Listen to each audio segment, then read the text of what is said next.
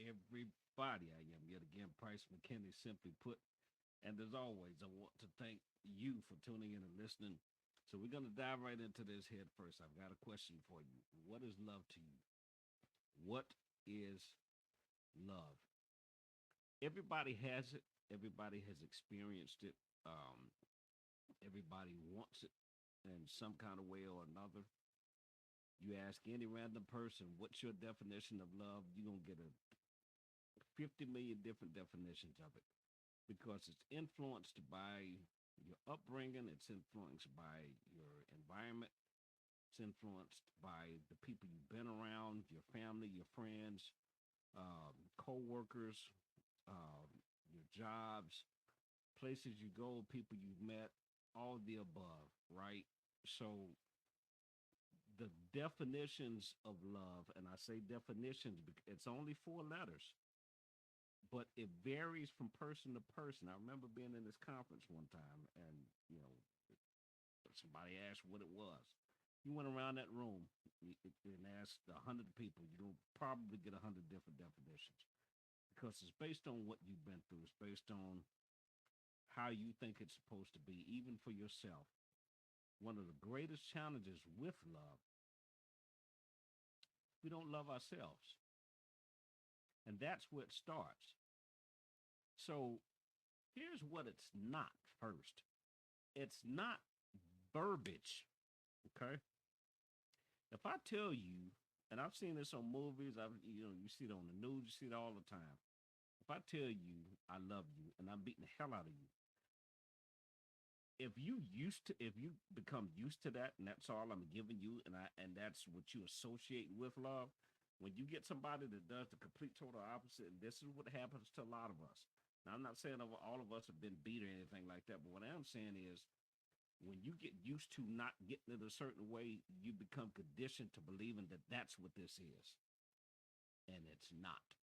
And how you know it's not because even when you go through that for an extended period of time, there's something within you that says, you know what, this just ain't it. It just is not. I want more. I need more, and it's not. So just because somebody says it, and they may mean it according to what they believe it is, right? But that may not be what it is for you. So it's not just somebody telling you that that's what this is. It is action.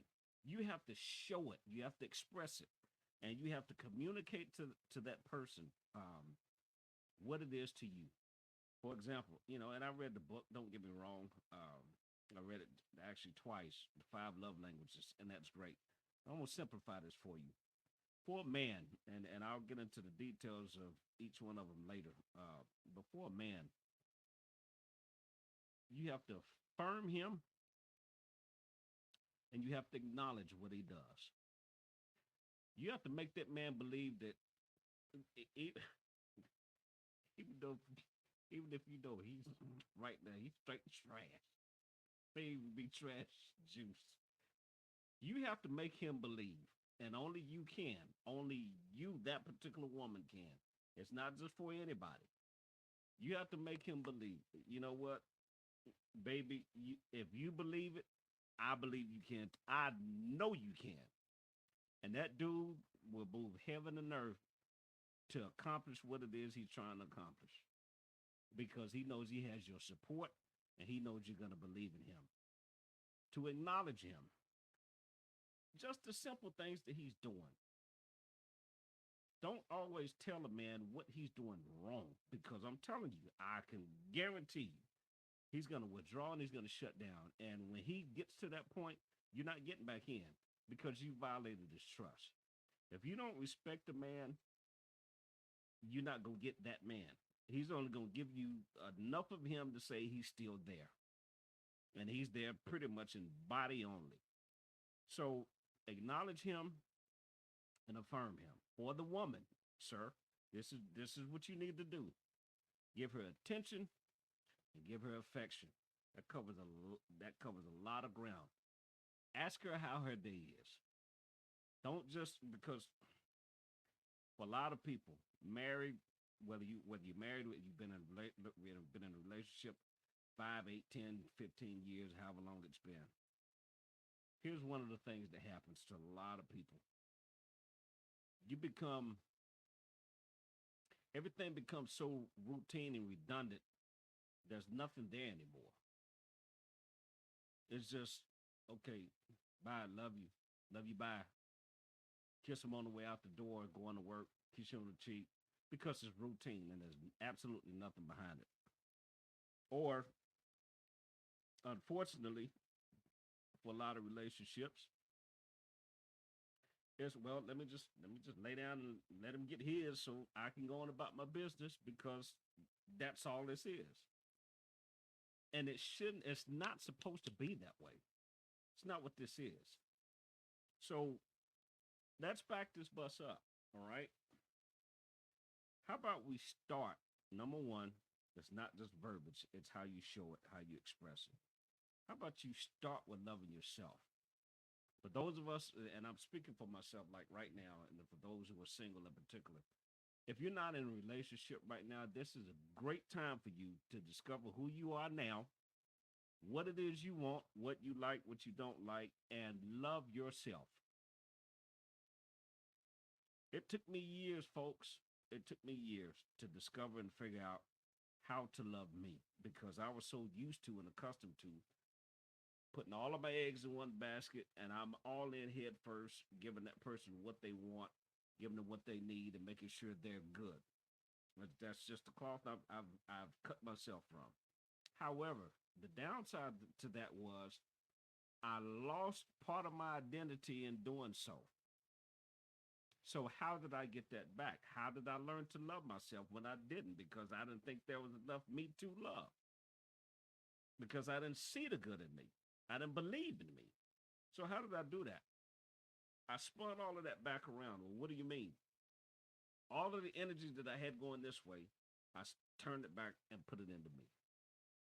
So I started investing into myself. I started spending time with myself. I had to give myself patience. My sister used to tell me, God rest her soul, boy, you got the patience of Job, but I didn't have patience for me.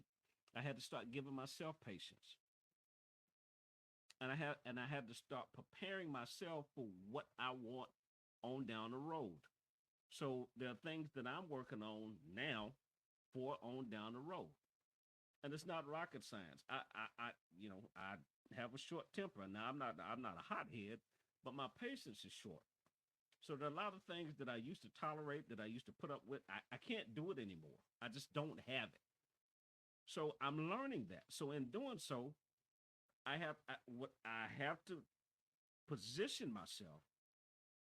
If somebody says something that rubs me the wrong way or does something, I don't just fly off the handle at them. I just know, okay, you know what, dude, you need to back up. Just take a couple of steps back.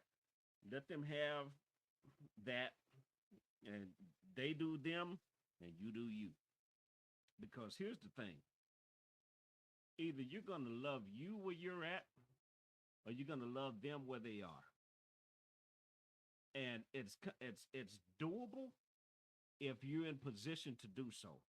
But if you don't have yourself together and there's still a whole lot of you that you need to work on, then something is going to be neglected within that relationship. It is non-negotiable. Something is going to be neglected. And chances are it's going to be you. A lot of us have become so accustomed to giving, giving, giving, giving, giving to everybody else, be it your family members, be it your husband, your wife, your kids, even your job. Some of us have run ourselves in the ground for work alone. And we give to the degree it's foreign to us to give and do for ourselves. One of the hardest things I used to have to do that I had to make myself, just buy yourself something, dude. It doesn't have to be nothing grand or extravagant. Just buy yourself something. It's not going to kill you. It's not going to break the bank. Your house is not going to collapse. Just buy yourself something that you like only for you. Not based on what somebody else likes for you or that, they think you should get that. No, something that you like for you, ma'am, sir. Only you, that nobody else is going to benefit from. There's absolutely nothing. It doesn't mean that you're selfish. It doesn't mean that you're cold-hearted or hard-hearted. And you shouldn't feel guilty about it. Now, granted, on the front end, if this is something you're not accustomed to doing, you will feel guilty. I could be doing something else with this money or doing something else with my time. No, put it back into yourself. Do it for you. Love you. It, I don't know any other way to just love yourself. And if you don't love you, figure out how to. And again, the energy. How did I do it? I just told you. It's not rocket science. It's difficult to do, but it's doable. The energy and the time that you put into everybody else and doing for everybody else and running here and running there and doing this and doing that, just add yourself to that equation and shave the time that you're giving everybody else and start substituting them for you. Just spin it around. Spin it around because it's if you don't love you, it's going to be very difficult for you to love somebody else. Again, I'm Price McKinney. This is Simply Put Podcast. I want to thank you for listening. I'm not an expert. I just know what I know. If you haven't already, follow me on Facebook, Simply Put with Price McKinney. Instagram, the same thing. And most importantly, go to my YouTube channel. This is where the Simply Put Podcast is. Simply Put with Price McKinney. Again, I'm not an expert. I just know what I know, and I'll see you soon.